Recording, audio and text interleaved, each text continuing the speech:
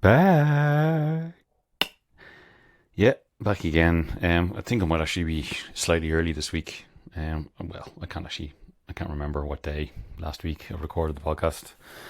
Days have no meaning anymore. I'm still on jury duty. I think I mentioned that last week. The trial finally got started. After several delays of legal wranglings. As I said as well previously, I can't actually discuss the case for obvious reasons, so I'm definitely not going to talk about it on a podcast. But yeah, it's grim. It's grim, and unfortunately, there is no smoking gun. That's the term of phrase, isn't it? As to which way us, the members of the jury, should be leaning thus far. But it's due to continue anyway.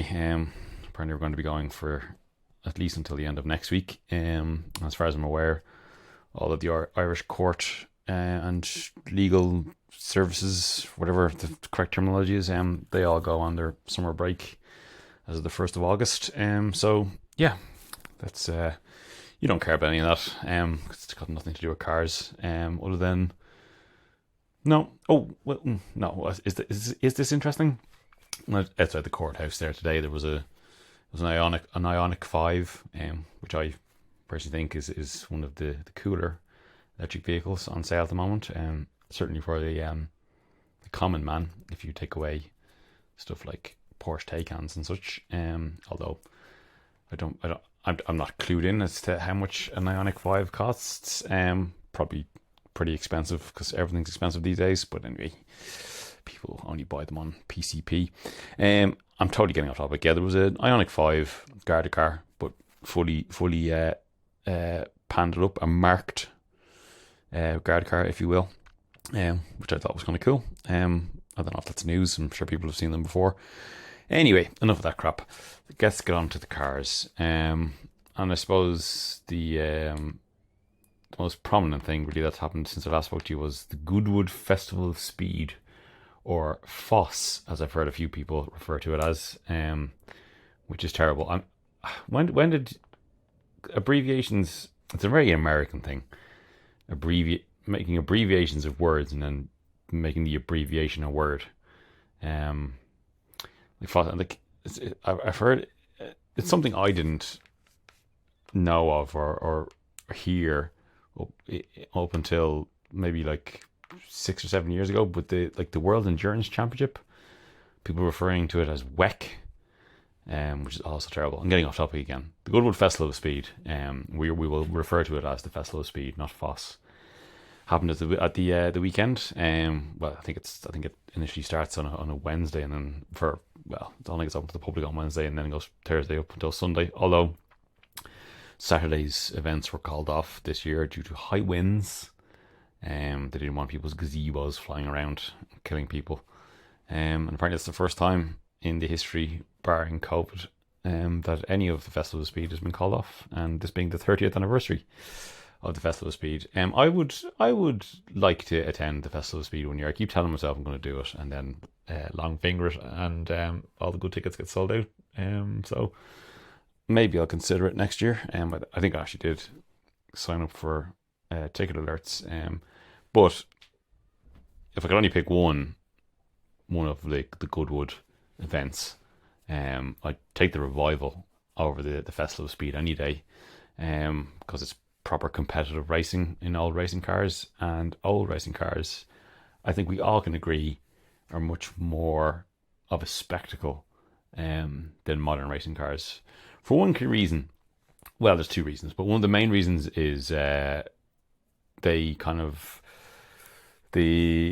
hark back to the time where downforce really was a black magic and that no one understood. So they don't really have any, and shitty tire technology, both of which make for better and more as a visual spectacle, better racing, because they go sideways rather than going in a straight line, and they're all able to follow each other much more closely, because there's no such thing really as dirty air. For anyone who watches Formula One, you'll be familiar with that term. But yeah, if I could only go to one, I'd go to the revival. But we're not talking about the revival right now. We're talking about the Festival of Speed. So yeah, I would like to go to the Festival of Speed. I'm going to a different festival in a couple of weeks. But I'll talk about that at a later date. So hopefully I'll have another podcast. Will I have one? Yeah, yeah. I should have one in me. Before I go on that. So yeah, the Festival of Speed. What was there? There was lots of stuff there. I suppose the first thing, because again, it was. I might have even talked. Did I talk about this last week? Apologies if I did, but anyway, the covers were taken off. The Lamborghini, um, World Endurance, not WEC, World Endurance Championship, race car. This is the first factory effort by Lamborghini to compete in the World Endurance Championship. There were some Diablo GT1s, but I do believe they were privateers, and they wouldn't have been. Would they have been the top class at the time? It's a strange time because that would have been around the BPR era. I'm not going to go into the history of it. There's been so many different categories in world endurance racing. That's hard to keep track. Because even like the year that the McLaren F1 won, in that shot, was it 95? Their shock win. There's a picture of that.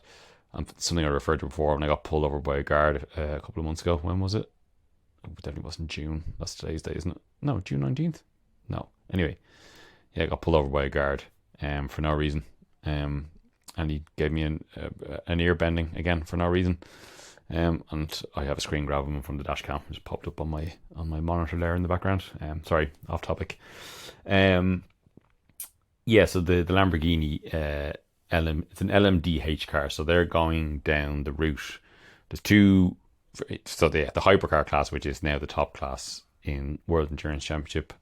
There are two ways teams or manufacturers can enter. There's two sets of regulations. There's LMH and LMDH. LMH essentially is a manufacturer or team can design within a set of regulations, but they can do a ground up car, chassis, drivetrain, aerodynamics. Everything is as they wish, again within the parameters of regulations for the hypercar class.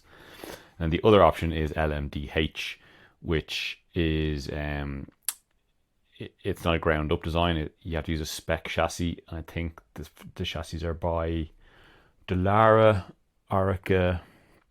I think there's another one in there. Dallara, Orica. The third one escapes me, and they have to use a spec battery hybrid system. Who are made by, I know Williams Engineering is one of them. Sorry, the manufacturers escape me, but anyway, it's so your chassis and your hybrid element is spec. So then you can design the bodywork, and they can design the combustion engine themselves. But yeah, chassis and hybrid system is spec, and I think they can only have their electric gubbins on the rear axle, whereas with LMH, they can have. They don't actually have to have any hybrid at all, as far as I'm aware, but they all do. They can put their hybrid system wherever they want, although I think there is some restrictions on when the front axle can come into play. I think it's only above 190 miles an hour, kilometers an hour. Anyway, I'm getting slightly off topic. So Lamborghini are going down the LMDH route. Again, I should have looked all this stuff up. I'm not sure who they're getting their chassis, and so it's one of the three options. I'm gonna just throw it out there and say it's Dallara. I'm probably wrong. You can correct me or look it up yourself. And then but then they've done their own bodywork, and they're using I think they're using a V8, which is odd because Lamborghini don't make a road going V8 currently. And yeah, the only thing is that they're going LMDH.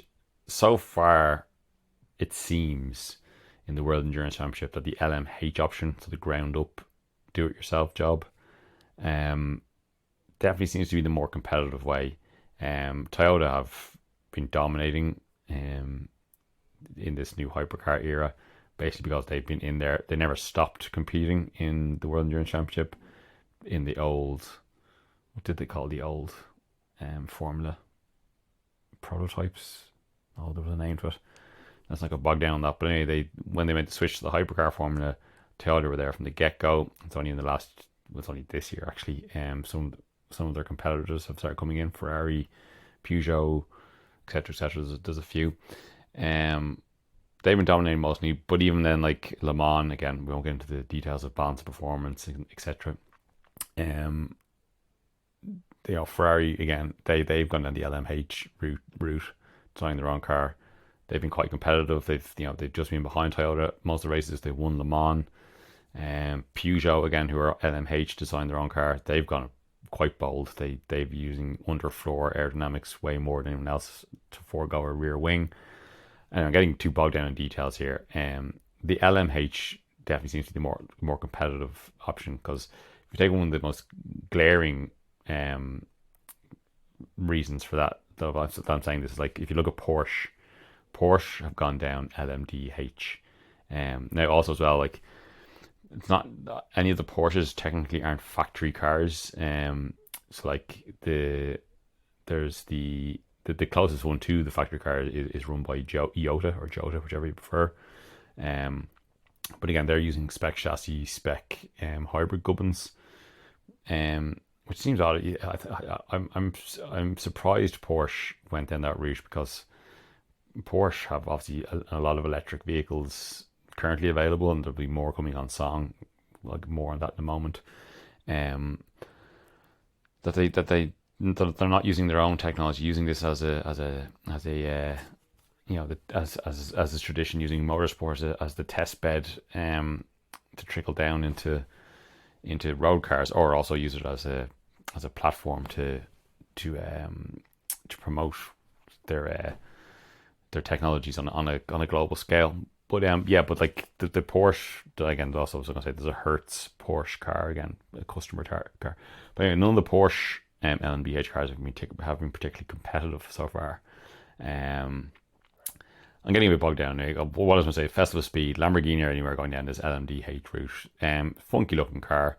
It's good to see Lamborghini getting involved in top level motorsport. So, like, they've had their Super Trofeo one make series, and they've done some GT3 stuff here and there, but they've never really in their. How old is Lamborghini now? 70 years old? They're 70 this year, weren't they? 1963. Yeah, I think that makes sense. Jesus, would people born in 63 be 70 now? I think they would, wouldn't they? Say 40. No. If you're born in 1963, you'd be 60 this year. So maybe 1950. I don't know. Maths is not my strong point. I'm getting very off topic. So anyway, the Lamborghini next year will be on the grid next year for the World Endurance Championship. They'll be at Le Mans. There'll be a whole plethora of people next year. BMW are going to be there, along with Toyota, Ferrari are already there. Porsche, Peugeot already there. Cadillac already there. Glickenhaus, Van Wall, which is odd. Who else have we got? Lamborghini, BMW, Lamborghini. I'm sure I'm forgetting someone, but as far I think I read a stat. There will be over 30 hypercars at Le Mans. Then that'll just be the hypercar class. I think did I read it? I know LMP3 is gone. But did I hear something that LMP2 will be disappearing as well? Oh, Alpine actually Alpine will have a hypercar next year as well. I think, well, no, I'm not too sure. Don't quote me on the LMP2 thing. But anyway, it's going to be these 30 hypercars. There will be the GT AM cars, and I think maybe LMP2 is still a thing. Again, don't quote me on that. I'll have to double check that. Well, I've rambled on for. What have I done? I'm 14 minutes in, and I've literally said nothing. What else was at the Festival of Speed? Obviously, there was a plethora of old racing cars, Formula 1 cars, GT cars, rally cars, modern, old. that's the great thing about the Velocipede. It's such an eclectic array of new, old, racing, road, concept, one-offs, just everything. There's everything there. Vettel was there, Sebastian Vettel, who was always great to see because it's only been half a season and we really do miss having Vettel around. He's just an all-round top bloke that you just miss having around the Formula 1 grid. It was great that he's still in the ether. He's still around doing odds and ends. Hopefully we see more of him as time goes on. He's only just beginning to pursue his post Formula 1 career. But anyway, he was there at Festival of Speed and he brought Mansell's Red 5 Williams and the 922 FW. I'm not good at the Williams names. The 922 championship winning Red 5 Williams, and he also brought the 993 McLaren MP4. Again, not good at the numbers, but the 93 McLaren. Were they Ford at that point? Had they switched over to Ford 93? I think they had. But the 93 Senna McLaren, the one where he did that, what people argue as being the greatest opening lap to a Formula 1 race at the European Grand Prix, which was in Donington Park. So you had the two of them there, and he was running them on the sustainable fuel that he's harping on about. I don't know if it's a company he's invested in or not. What's the stuff that he has written on the side of the car? Not race to survive. Race. What does he have? I'm not to look this up. He has some. It's race to sustain. It's something to do with the fuel. Sebastian Vettel. Foz. No, we weren't. Festival of Speed. Sebastian definitely got himself now a hair transplant. Race without trace. Yes, that's what. So they're carbon neutral fuels, which I'm all for. These carbon neutral fuels coming on song and these synthetic fuels being brought on song, so we can all live in a future with the combustion engine. People need to get over and also stop kidding themselves that they are carbon neutral and they are completely, these are clean fuels. They're not. There is no such form, be it battery electric, be it hydrogen, be it carbon neutral fuels, whatever it is. There's no possible way for us to use a fuel for energy that won't create some form of emissions. It's just not possible. We will be depleting some sort of resource and emitting something back into the atmosphere, which we shouldn't be doing. Until someone can invent some sort of propulsion that either just sucks carbon in from the air and then farts out just pure oxygen, or just runs on the air and nothing comes out. There's no, which is, it's just not possible. You can't. It's anyway. But these they do sequester carbon from the atmosphere and turn it into fuel. So it is a more sustainable way of fueling combustion engine cars. And if it's just for us few 1% that are weirdly obsessed with combustion powered cars, it'll have such a small impact on the world that we will barely notice. So it was good to see him. He was out giving it the welly up the hill. He kept it between the hay bales, which some people didn't, which we'll get to in a moment. Donuts, bit of crack. Other F1 car, Mick Schumacher was there in the Mercedes W. So that would have been the W03. It's the 2011. No, it's going to be the W2 because it came back in 2010.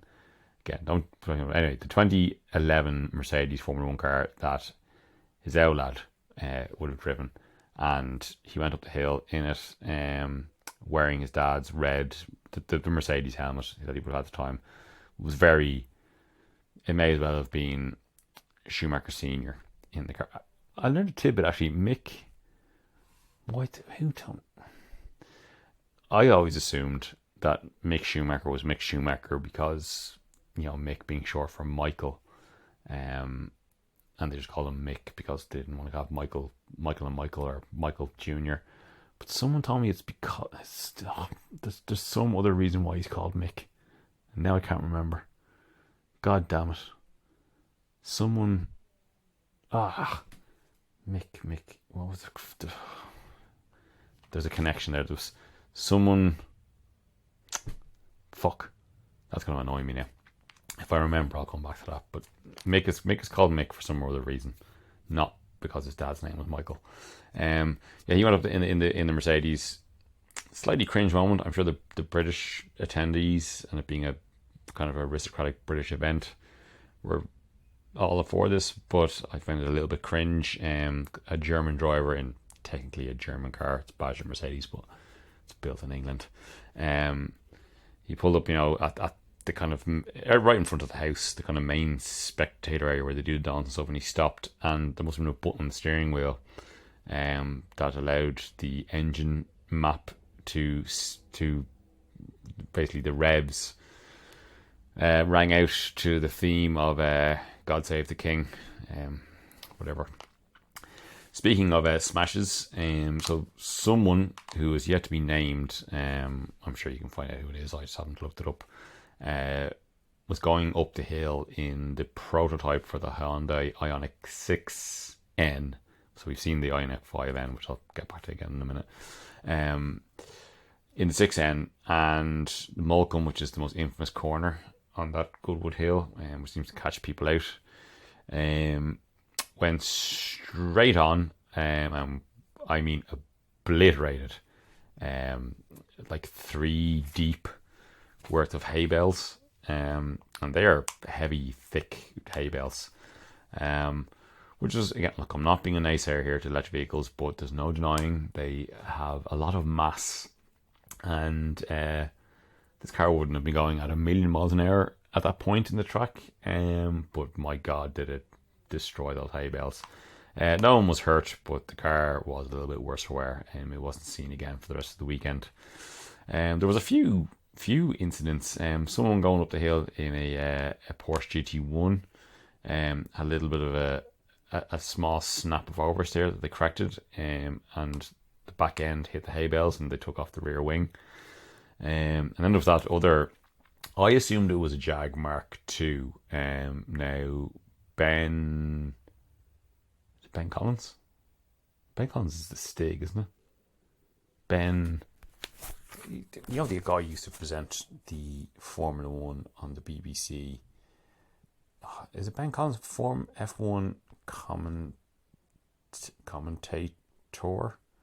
commentator? Ben, Jesus, this is why I don't look up stuff while Ben Edwards. Ben Collins is this thing, isn't he? Ben Edwards kept referring to it as a Mark 1. I assumed it was a Mark 2, but we won't get bogged down on that. There was a guy, he pulled off the line. This is maybe why this happened, but a big extended smoking burnout off the line in this Jag, and then he's barreling along, and again along that area in the front of the house, one of the rear wheels came off and barreled towards the crowd. Now again, thankfully no one was hurt. Surprisingly, they almost ducked out of the way, because not only did the wheel and tyre go flying towards the crowd, but photographs have subsequently shown the whole disc and caliper of the braking system was still attached to the wheel, so essentially the whole hub just came off and flew towards the crowd. Not great. So there was there was a guy in the Lark liveried McLaren F1. Would it be a GTR LM? Anyway, again at Molecombe, lost it. Smacked the hay bales. Bit of damage to the front end. Again, I'm sure, being the values of those McLaren F1s, there'd be no harm in getting that fixed. Someone was driving the Leighton House F1 car. Again, don't quote me on which year it was. It's one of the Adrian Newey design ones. early 90s, 91, I think. Same corner, kind of same incident as the McLaren F1. Kind of just lost it going into Malcolm and stuck it in the hay bales and took out one of the rear corners. Again, I'm sure it will be fixed, being the value of an old 90s Formula 1 car designed by the most successful designer ever in Formula 1, actually, I believe, is an accolade Adrian Newey now holds. I think he alone, based on cars he's designed, or at least being the head of the design team, I think he has 200 race wins. Does old Adrian Newey. Right, I'm really getting off topic here. What stuff was launched at the Festival Speak? There was lots of things, so I'm not going to cover them all. There was that Ineos Grenadier pickup thing, which I think I call a Quartermaster, which, yeah, if you're into that kind of thing. So yeah, Porsche electric vehicles, I'm going to say. So there was the Porsche Vision 357. You can get the name. Obviously, it's what they're trying to portray as the future 356, which you can kind of see in the design language of this thing. It's like a futuristic version of a 356 Speedster. Of course, it was all electric, as I kind of alluded to before I even started speaking about this.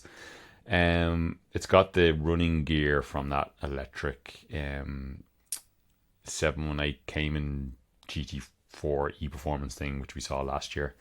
And again, I think what they're doing here with this vision, because obviously it's a concept, it's not something they're actually going to build. Although being Porsche, you never know, they might make 5 or 6 of them and sell them for a couple of million quid to a bunch of very, very loyal Porsche customers. But I think this is just a slight little teaser for us for the upcoming Boxster Cayman electric vehicles, which are going to be the next batch that we get, because the current Cayman Boxster, those are the last combustion ones we're going to get, apparently.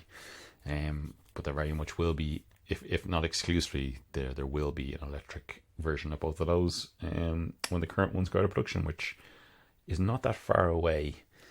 Yes, Porsche electric vehicles. Obviously, the Taycan is a very well received car, but as yet we haven't really seen a breathtaking electric sports car. Although, which was the first time in the UK, I think the first time they've actually shown the interior of the MG Cyberster, which MG might be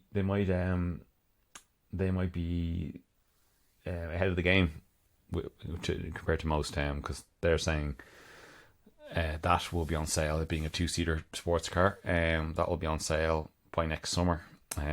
So it'll be interesting to see what that's like. They don't have much to prove, so even if it's only half decent, they'll have done a good job.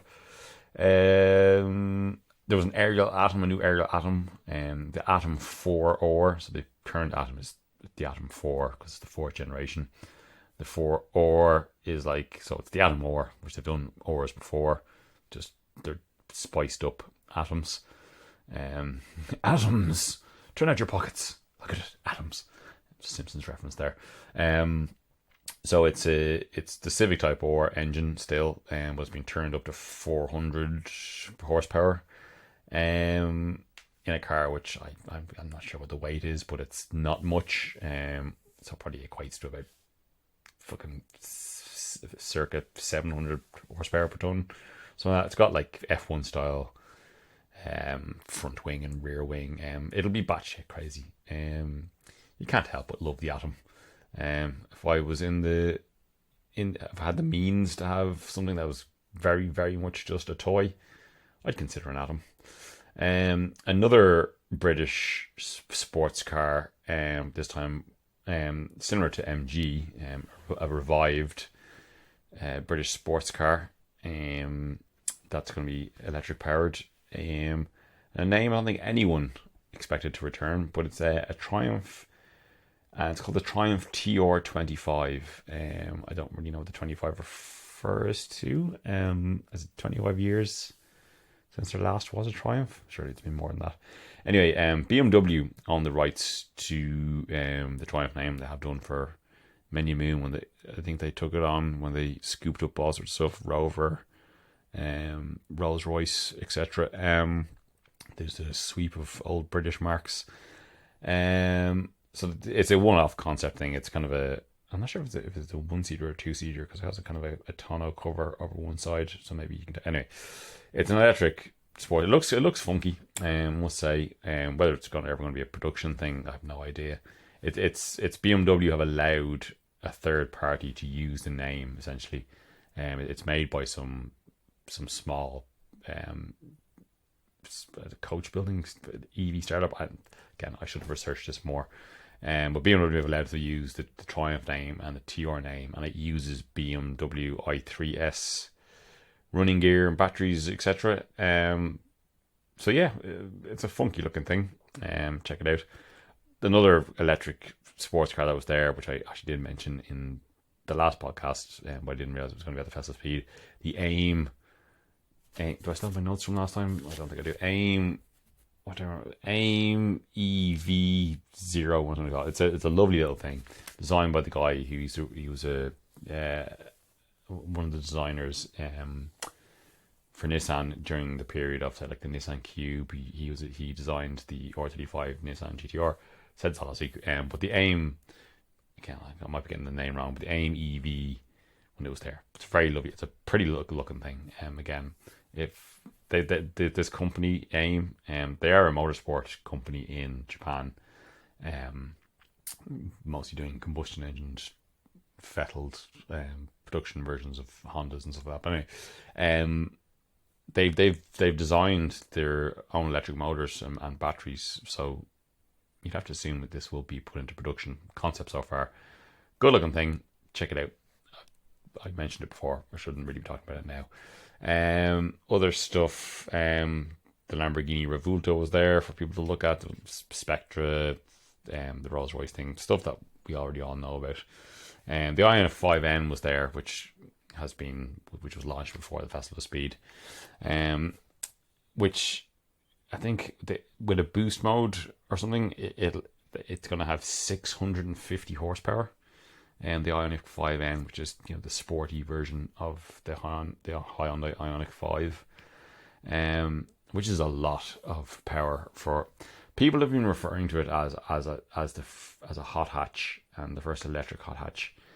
Calling an Ioniq 5 hatchback is a bit of a stretch. Yes, it has a hatch at the back that opens, but like the dimension wise, it's a near down at the same length as a Porsche Macan. It's significantly wider than a Porsche Macan. So like the Ioniq 5, due to its clever styling, does look like a hatchback, but it is a small SUV. So yeah, it's not a hot hatch. Like for people who've driven it, few people got to drive the prototype. The production version hasn't been given to anyone as yet to drive, but I've seen the prototype that journalists are allowed to drive in will be very similar to what is the finished product's going to be like. And they all said it's a very convincing, sporty car. Even Matt Pryor from Autocar, when he drove it, he actually enjoyed driving it on the track more than he did on the road, which says a lot for a big hefty EV. But it's a bit bigger. And like going back to that incident with the Ioniq 6N concept at Goodwood, 650 horsepower, probably sub 3 seconds, not 60 time, just being given to people that share the roads with us. Like, in the end of the day, someone with that much power and has a funky drift mode as well, which I'm sure you can just turn on whenever you like to let the back end get loose. It's a huge, massive car with that much power for people just to be able to go into a Honda dealership and get one on PCP without any formal training or warning as to how powerful and how much like propelling that much mass down a road and then hitting your drift mode and swerving into a footpath. It doesn't bear thinking about. That and battery fires are fucking crazy as it is. Anyway, look, I'm trying not to be the big cynic naysayer of electric vehicles because it's too much of a cliche for us Luddites who love the combustion engine. But it just all seems like too much for the common man. Like, I know anyone, with enough money and no skill can go in and buy, a, I don't know, what would be a good example? A Carrera well, she was talking to people about the Carrera GT earlier, they're £1.5 million. But anyway, someone can go in, and someone with £1.5 million, anyone can go buy a Carrera GT, which is a notoriously tricky car to drive at the limit. It's claimed a couple of lives over the years. But I don't really know what I'm trying to say. What I'm trying to say is that, like, is there a reason why everyone, like, nobody needs 650 horsepower in a, as I said, not a hatchback, but even in an SUV. I'll just stop talking about that now because it'd be very hypocritical of me to say that, fast cars shouldn't be sold to people, because obviously they should be. I just think the EV push towards mega power I just get this feeling it's gonna have some nasty consequences at some point. It's just there's going to be people who are going to get into an Ionic 5N, and the most power they probably had available to them before driving such a car was probably at most 200 horsepower, we'll say, which came in a linear way. Probably didn't make that peak power until, at best, the middle of the rev range. And now they're going to go and get into these cars with 650 horsepower, which will be available from the get-go. And I just feel it's a recipe for disaster. I'm a hypocrite, I'm sorry. Enough talking about the Ioniq 5N. And what else was said was there? The Diablo Eccentrica, which is a resto mod of a Diablo, which seems, maybe just because I'm old, seems a bit soon to be doing a resto mod of the Diablo to me. I know the Diablo is now with the Revolto, would be 1, 2, 3 generations ago now. Revolto, Aventador, Murcielago, Diablo. Yeah, I'm getting that right, haven't I? Yeah, I know they came out in the early 90s, but they're 1.2 million quid. Admittedly, it's a cool looking thing. It's kind of, that retro, what's kitsch right now, like retro 80s styling, modernized, to make it 21st century, what I'm trying to say, like Ioniq 5 kind of, and like that Porsche 928 resto mod that we saw a couple of years ago, that kind of vibe. Great looking car, but it's 1.2 million quid, and I don't have the figures in front of me, but I'm pretty sure you could get a Diablo GT, the run out, the 6 litre, the coolest of the GTs. Any Diablo. The Diablos are cool. Just putting that out there. I know Lamborghinis are a bit brash. I'm not sure if I don't any Lamborghini anyway, but look, I know these are just dick swinging. I've got a rare, most expensive version car. It's essentially what the rest of the mods are becoming these days. But I don't know, if I just feel like I'd buy the best Diablo GT I could get and probably have a shitload of change rather than spending 1.2 million quid on a Diablo Eccentric. But who am I to say? People are going to buy them, and I'm not against resto mods. There's a balance that has to be struck with them. I think some people go too far, and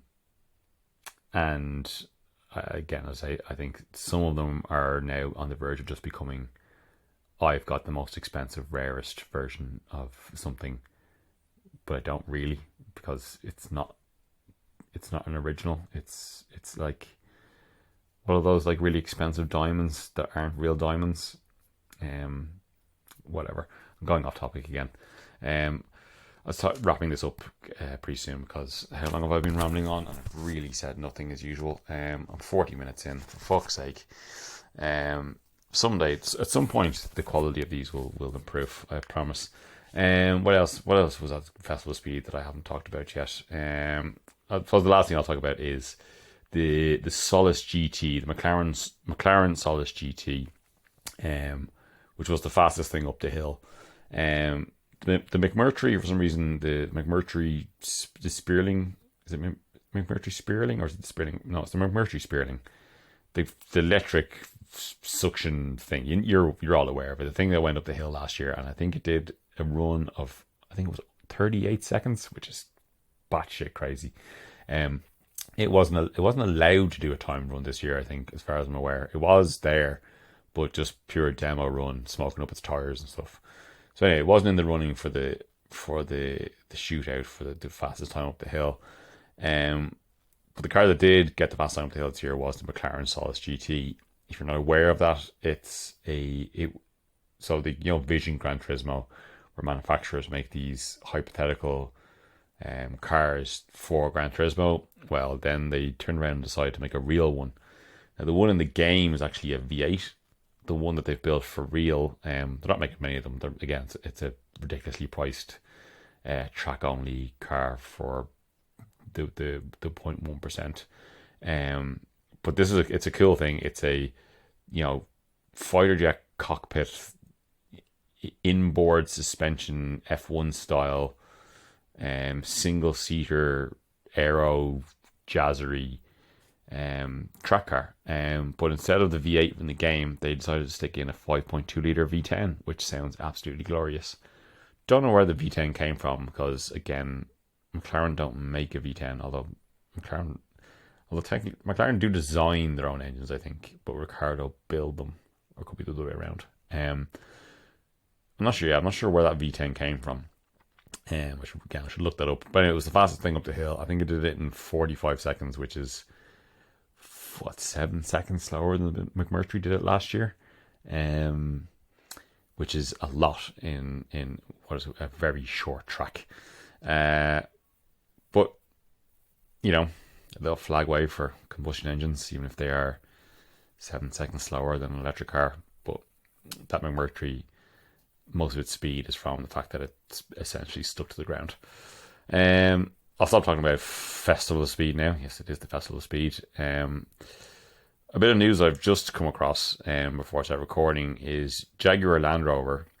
Well, it's going to be a Jaguar Land Rover badged plant, but this is initiated by Tata, who are the parent company of Jaguar Land Rover. They've announced they're going to set up a gigafactory in Somerset in the UK, which will produce on an annual basis 40 gigawatts of batteries for cars, which equates to around 800,000 batteries for electric vehicles with a battery of 50 kilowatt hours in size, which is an incredibly significant investment from Tata. They're certainly putting a lot of eggs into the electric future basket. That's a lot. 40 gigawatts. That's the DeLorean only needed 1.21 gigawatts to go back to the future, and to the past as well. So maybe it's just a cloak and daggers thing for Tata to actually develop time travel. We shall see. Just thought I'd give you that bit of breaking news. You see, there is some actual interesting factual information in this podcast, not just me talking absolute bollocks and going on absolute tangents and running away and not really being able to explain what I'm saying. Formula One this weekend, after our small tiny, there's a Lamborghini VT. That's just popped up in my monitor in the background. But that's a cool looking car. You don't need a resto mod. That was at Bicester Heritage. When I went to Bicester Heritage there a few months ago. Don't know if I did that did I talk about Bicester Heritage on the podcast? Either way, I was at Bicester a few months ago. Fantastic. Lots of great shit there. Off topic. The Formula 1 is back this weekend. Hungary, in the Hungaroring, which tends to to give us some good racing over the years. There's always been some interesting races where Esteban Ocon took a surprise win a couple of years ago. There was a great battle between Alonso in the subpar Alpine, fending off Max Verstappen. No, sorry, not Max Verstappen. Lewis Hamilton in the Mercedes. This was during the 2021 title battle year between Lewis and Max, and Fernando made it hard work for Lewis to get past him for several laps. Worth looking up on YouTube if you can find it. Anyway, yeah, Hungaroring, always, well, not always, but generally good racing. A lot of the focus is going to be on Daniel Ricciardo, obviously making his return with AlphaTauri. He's going to be the scrutineering is going to be strong for old Daniel. For those who are not, who are possibly Drive to Survive fans of Formula One, have to understand he's not necessarily going to get into the car this weekend and blitz Yuki Tsunoda out of the bat. But if he can stay at least within reason, within a couple of tenths of Yuki this weekend, I think he'll have done a good enough job. But the pressure's going to be on him, so there's Hungary and then Spa.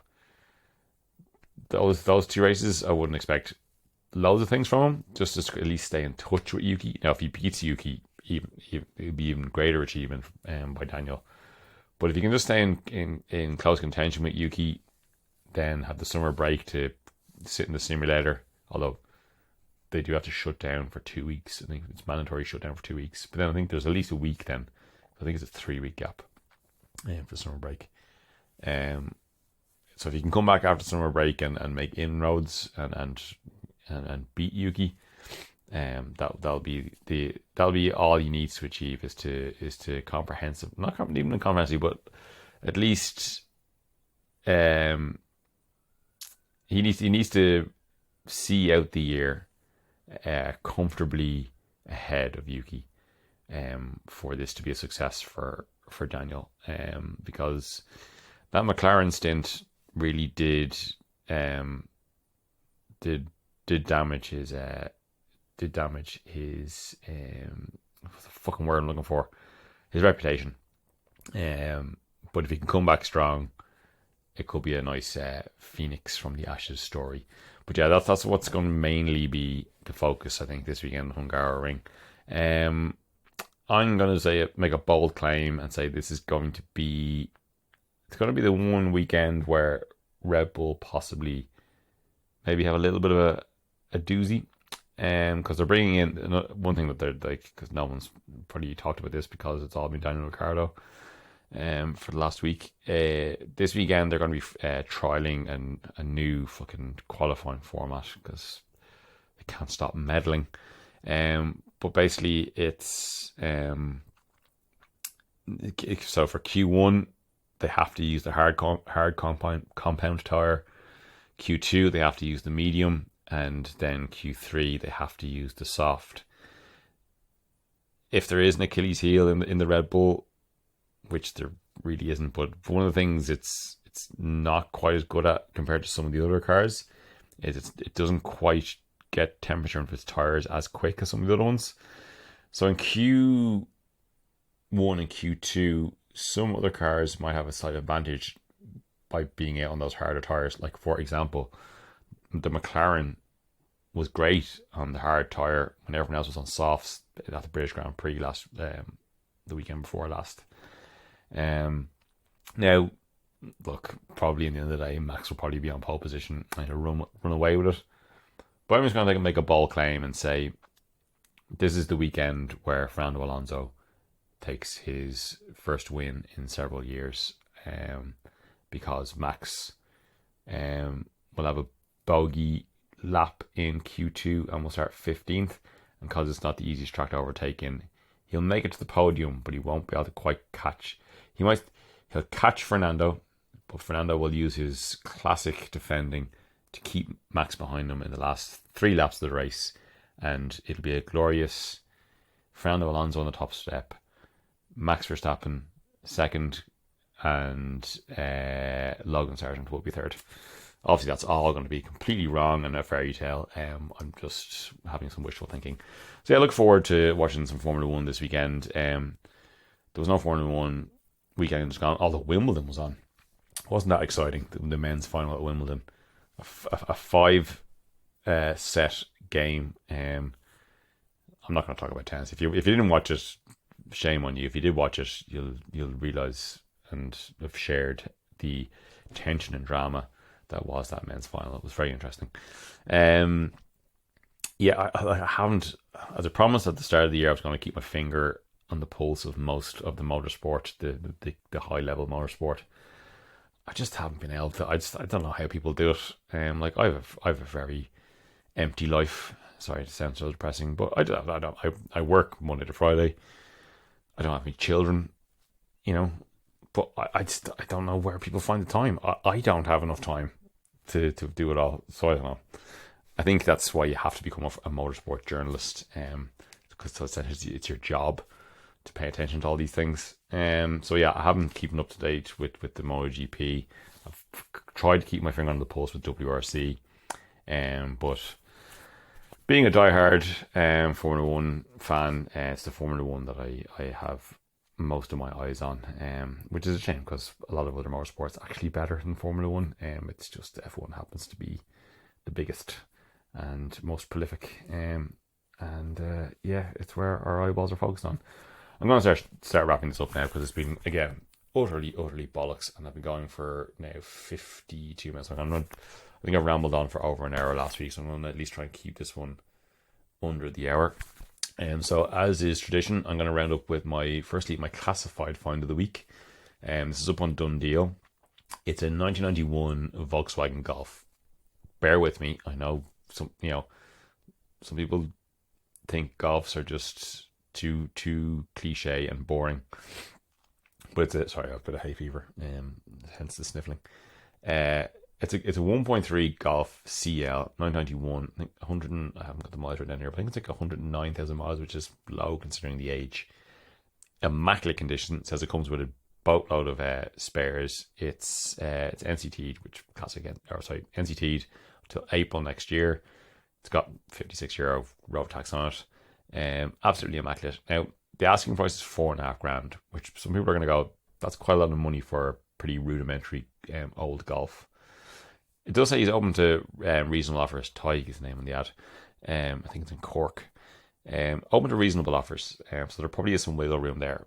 But one, I think it's great that people keep some of the just run-of-the-mill Golfs going, because there's plenty of Mark 1 and Mark 2 Golf GTIs that have been kept, restored, kept alive.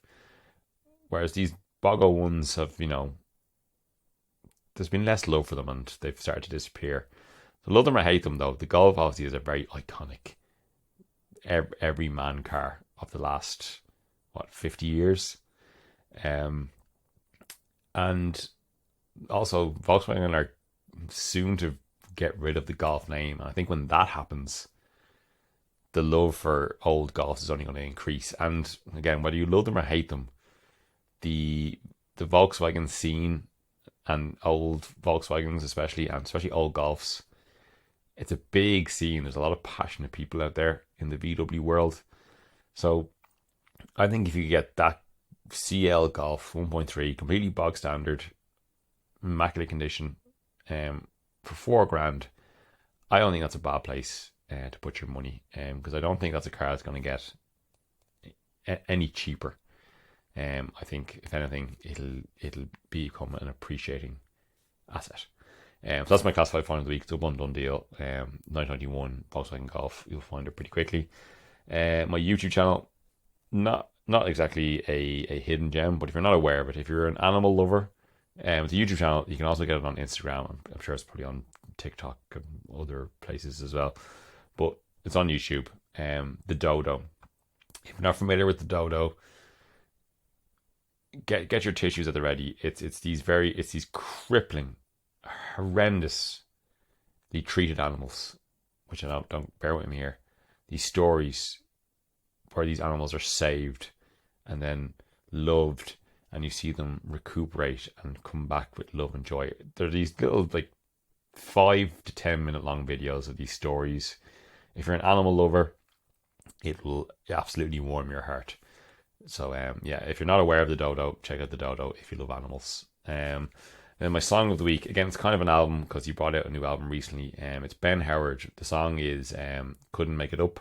It's the opening track on his new album, which is called "Is It." Um, I'm sure you're probably aware of Ben Howard from a few years ago. His first two albums were commercially successful with very accessible um, indie folk experimental music, but with lots of hits. He kind of, I've been a fan of him for a long time, but his follow up two albums after that were quite.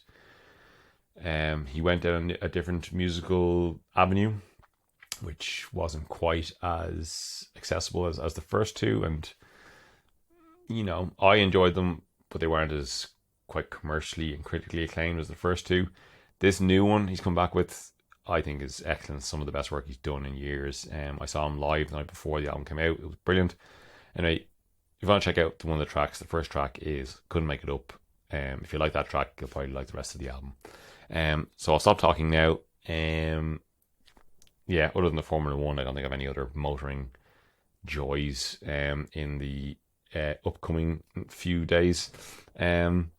So hopefully I'll be back again next week. I do apologise again for this absolute terrible rambling nonsense. But if you have listened and have been listening, I love you very much. And until I speak to you again, oh, Jesus Christ, this is why I'm a shambles. It's 9:11. There you go. It's just gone 9:12. Well, that's a Porsche as well. I'll stop talking. Be safe. Be well. I'll talk to you again soon. Bye.